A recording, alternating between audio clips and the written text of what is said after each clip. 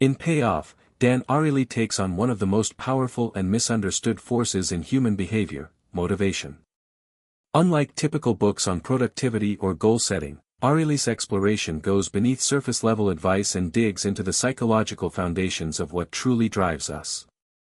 Through personal stories, surprising experiments, and behavioral insights, he reveals that motivation is far less rational, and far more emotional, than we usually imagine. The book opens with a deeply personal story from Ariely's life, recounting his time in a hospital burn unit after a devastating accident as a teenager.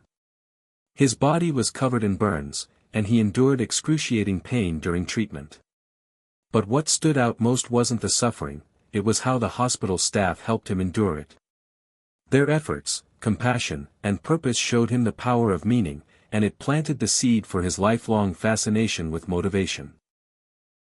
From this foundation, Ariely begins to explore how purpose, ownership, connection, and pride fuel our willingness to act. Money, while useful, turns out to be one of the least effective motivators when used alone. In fact, when we rely too heavily on monetary rewards, we risk undermining deeper sources of motivation that people find more meaningful. This is one of the most counterintuitive but crucial insights in the book. More pay doesn't necessarily mean more drive.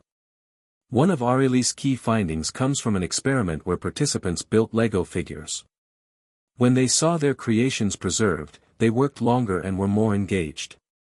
But when their Lego models were dismantled immediately after completion, their motivation vanished, even if the pay was the same. This demonstrated a simple truth: when our efforts feel pointless or disposable, we lose the will to keep going.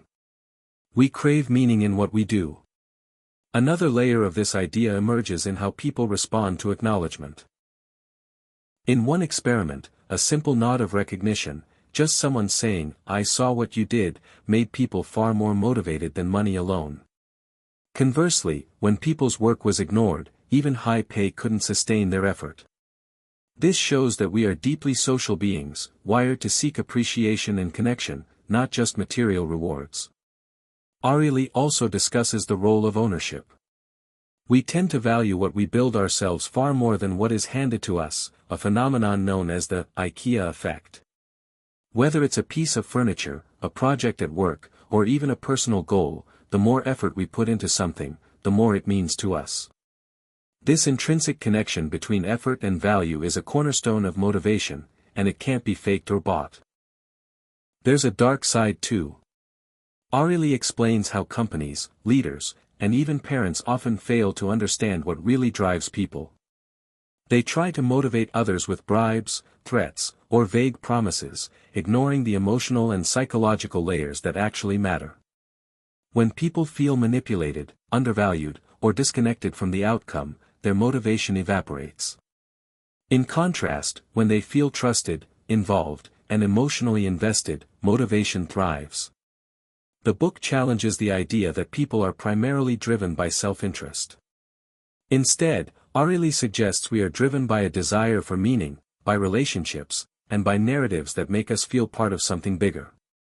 This becomes especially clear in stories of people who devote themselves to causes or endure hardships for their families. These people aren't motivated by rewards, but by a deeply rooted sense of purpose. One particularly moving story involves a man who worked long hours under stressful conditions, not for money or prestige, but because it allowed him to send his daughter to college. For him, the job wasn't a grind, it was a bridge to a better life for someone he loved.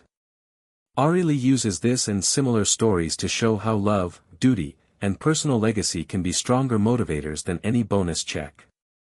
The book doesn't ignore the role of incentives altogether, but it places them in context.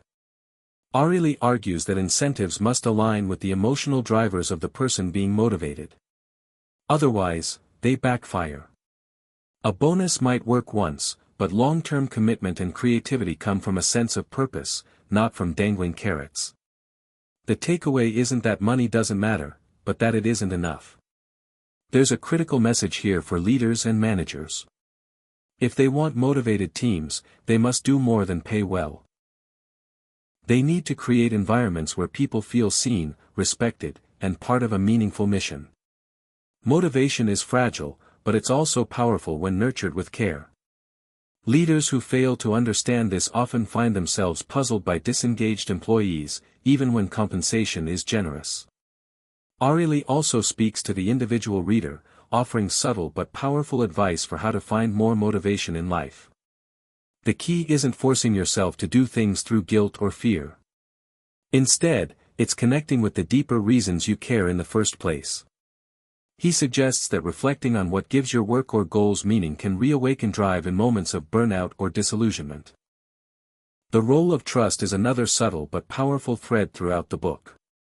Motivation requires trust in the system, in the people around us, and in ourselves. When that trust is broken, even the most enthusiastic effort can wither. Ariely's insights remind us that restoring motivation often requires restoring trust, one small act of acknowledgement or inclusion at a time. Toward the end, Payoff circles back to Ariely's own story. Despite everything he suffered in his youth, the pain was given meaning by the work he now does. The scars on his body, he says, are reminders not only of trauma but of transformation. In this way, the book itself becomes an expression of the very idea it presents, that we are most motivated when our efforts feel like they matter. In the end, Payoff is not a how-to manual for squeezing productivity out of yourself or others. It's a compassionate, often humorous reflection on what it means to care about something. And how fragile and vital that caring truly is. In a world that often reduces people to numbers, Ariely offers a heartfelt reminder that what really drives us isn't logic. It's meaning.